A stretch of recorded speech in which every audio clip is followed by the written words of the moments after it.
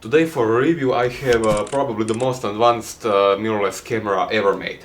Sony A7R Mark II. This camera has some very unique features, starting from a sensor, which is of course full frame. It has 42 megapixels. This camera also records video in 4K resolution. It has probably the best electronic viewfinder on the back of the camera. It has all the connectors you might want and various advanced features, many of which I will discuss in this review.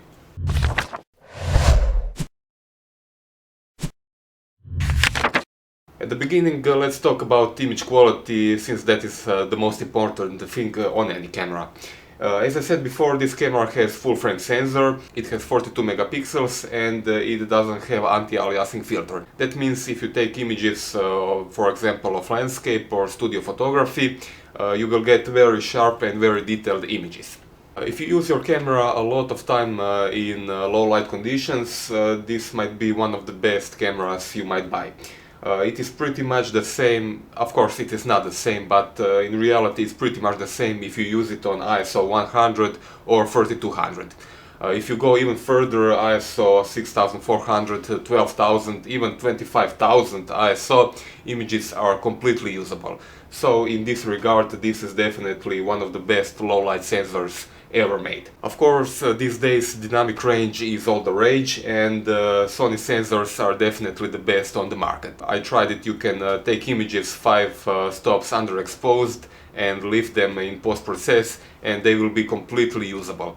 They are clearly better than anything Canon produced to these days and comparable to results from various Nikon cameras like D750 or 810. Of course, Nikon buys Sony sensors. Also, when I'm talking about sensor, it is very important to point out this sensor is stabilized. So not only Sony lenses you use on this camera will be stabilized, but any lens you attach to this camera will become stabilized. This is good not only for photography, but even more for video. Overall handling of the camera has improved compared to previous Alpha 7R. Camera is a little bit bigger and heavier. Grip is bigger, so it is easier to hold the camera with bigger and heavier lenses. Build quality is pretty much superb. Body is made of magnesium alloy and all outside materials are of very high quality. Grip is completely covered with rubber, as is the case with the thumb rest. On the back of the camera you can see a 3-inch LCD screen with 1.3 million dots. That's pretty much standard for any camera these days. This LCD does not have a touch capability, which could be very useful for navigating through menus or selecting autofocus points, but at least it is articulated. You can tilt it 45 degrees down and 90 degrees up. Above LCD screen you can see a pretty big electronic viewfinder. It has 2.3 million dots resolution and it is one of the best LCD electronic viewfinders I ever saw in any camera. What is best about it is combination of this electronic viewfinder with supreme low light sensor. For example, in really low light conditions, when you with your own eyes probably can't see anything, and definitely you can't see anything through optical viewfinder on a DSLR, this camera allows you to see and to focus and take a shot. One of the main selling points of this camera is the ability to work with just about any lens ever produced.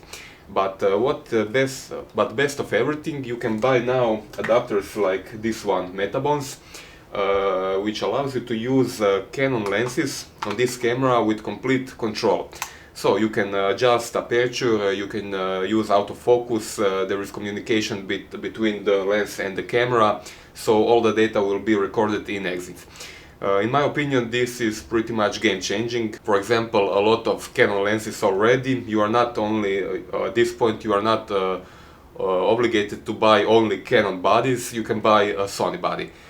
This is especially good because Sony has some features not a single Canon camera yet has. For example, 4K video, stabilized sensor, and definitely one of the best image sensors regarding dynamic range you can buy. Not a single Canon camera can compete with dynamic range of this sensor in Sony A7R. If you are interested how good autofocus with Canon lenses is, it depends what lens you use.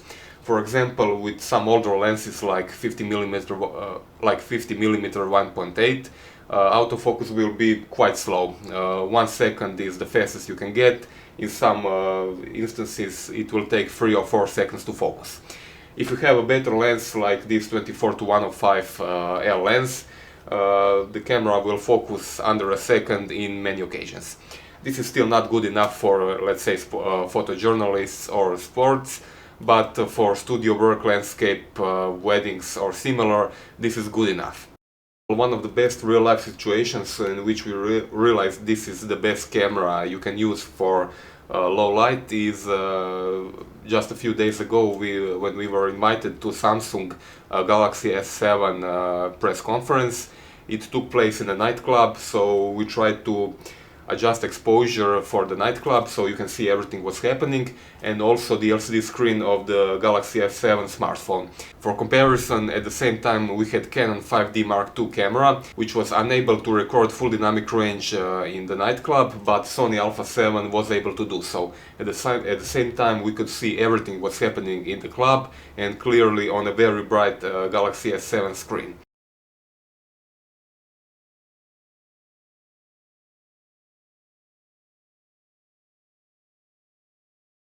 Sadly, not everything is that good with this camera. For example, a menu system is one of the most complicated I have ever seen. This is the same menu that was used on pretty much any Sony DSLR ever produced. By itself, it is not that bad. But Sony kept adding new features with each new camera, with each new generation, so at this point this is a very complicated menu system. Also, from ergonomic standpoint of view, this camera can be a lot better. Yes, it has twin dials, actually 3 dials, 2 here and 1 in the back. You can customize many buttons, but the problem is front and rear dial are very recessed, so it's very hard to reach them. Also, the back dial is very sensitive. It is very easy when you just want to rotate it to press it and accidentally engage some of the functions on the multi-way controller. Overall operation speed of the camera is not that bad, but some things are painfully slow.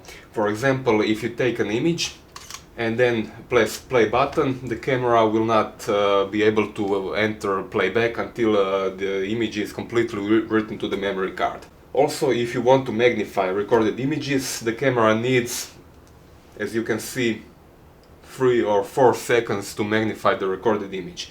This is painfully slow.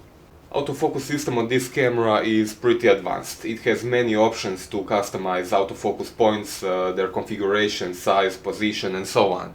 But there is no quick way to change autofocus points like it is possible, for example, on Canon 5D Mark III or Nikon D750-810. This is one of the main problems on this camera, the lack of this joystick which would allow a very fast autofocus point change.